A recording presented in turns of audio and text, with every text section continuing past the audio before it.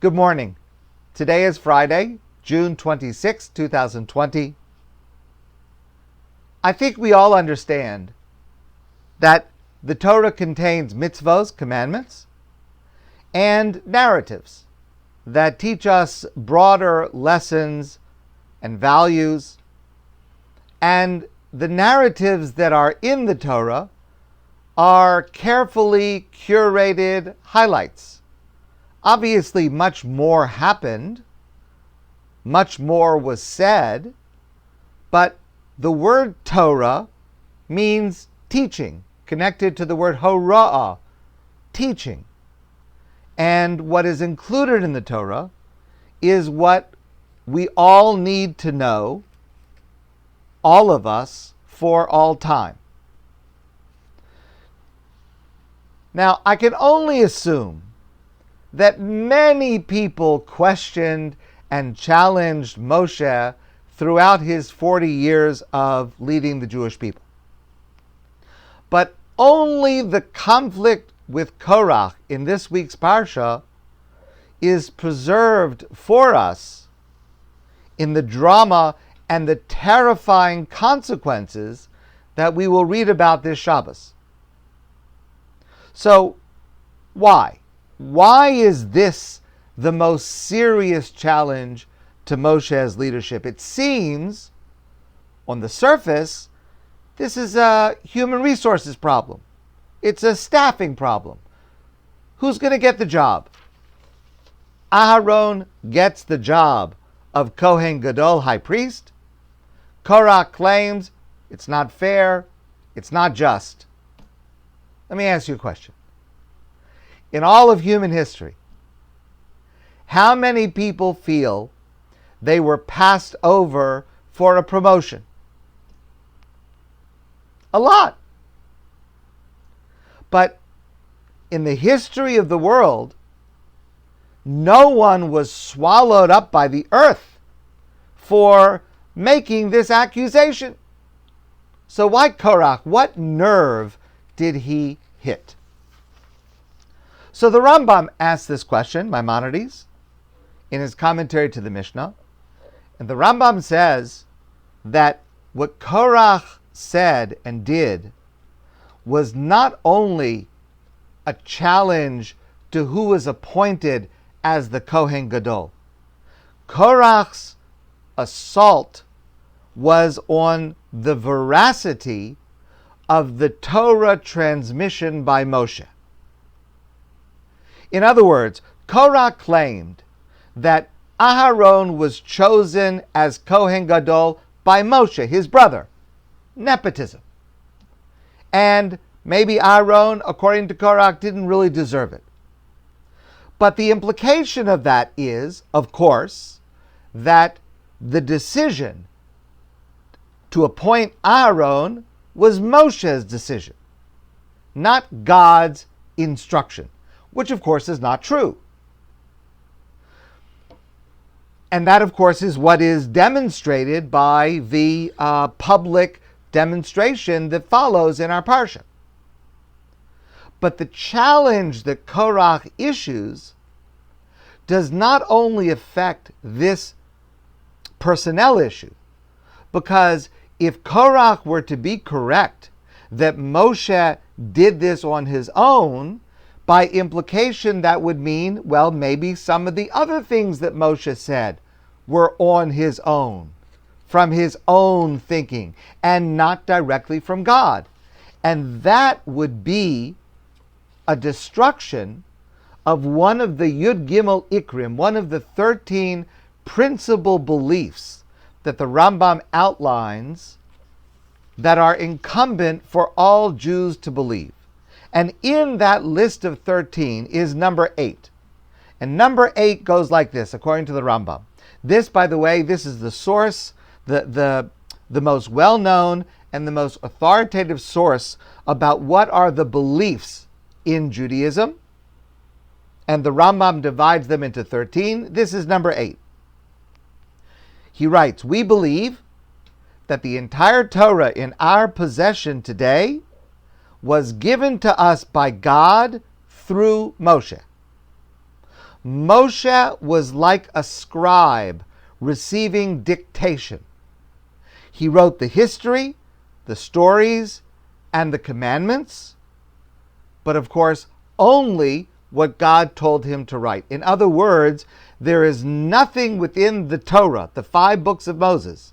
There is not a word there that is created, that is included by the decision of Moshe. Every word comes from God specifically. It is all from God. It is all God's perfect Torah, pure, holy, and true. The Rambam continues, he who says that these verses and stories were invented by Moshe, and that's what Korach is claiming, that this decision to appoint Aharon was Moshe's decision. He who says that these verses and stories were invented by Moshe is considered by our sages and prophets to be more heretical and misleading than any other heretic. And the truth is, if we look at the parsha carefully, Moshe understood that this was Korach's challenge. And he understood what was at stake. Because in setting up the dramatic showdown between Aharon versus Korach and his followers, God has Moshe express that this is about much more than just who has the job of Kohen Gadol. The Torah says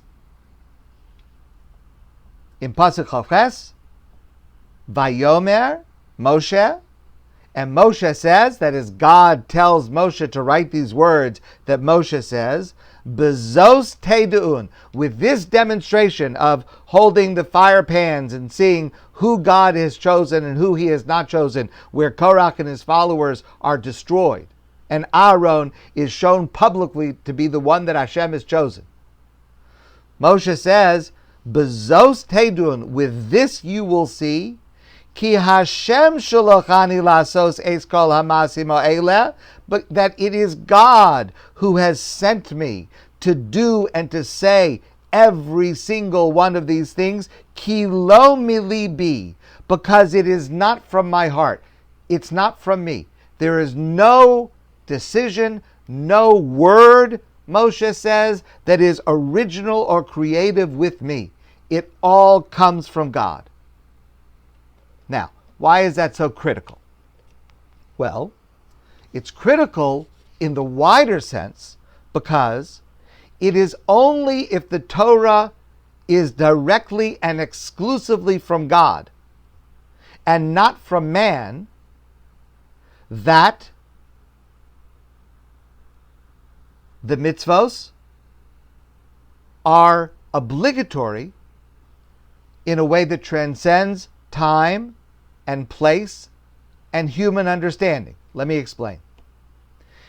If the mitzvos in the Torah were, hypothetically, written or conceived by a human being, they were not, but hypothetically, what that would mean is one human being comes up with an idea, calls it a commandment from God. Another human being can come along and say, no, I dispute it. I think it's not a good idea. I have a better idea. It could be overruled.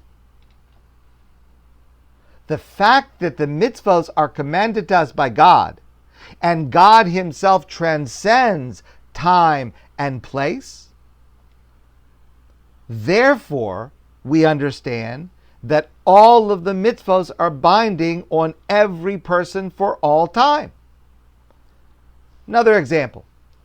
Maybe you would say, if hypothetically the mitzvos were commanded to us by a human being, maybe you would say, well, the mitzvah is only relevant during the time of that human being, or maybe only in the place of that human being, or maybe only within the circumstance of that human being, because a human being is not able to legislate in a way that transcends his or her understanding or knowledge or perspective. It is only God that is able to command in a way that does transcend time and place and perspective. and human understanding. If the mitzvos were hypothetically written or legislated by a human being, a person could say, well, listen, I understand what they were thinking, but I understand better. I have a more insight. We understand how it works now better than they understood it. So therefore we can change it. Since it comes from God, whose understanding is infinite and certainly unfathomable to us, we understand we can't know better than God, but that rests on the truth that it comes from God. The only way that all of the commandments in the Torah are binding on all human beings for all time, and the only way that every word of the Torah has infinite meaning is our assurance of the truth that every word of the Torah comes from God, that Moshe's role is only as a scribe, as one who takes dictation.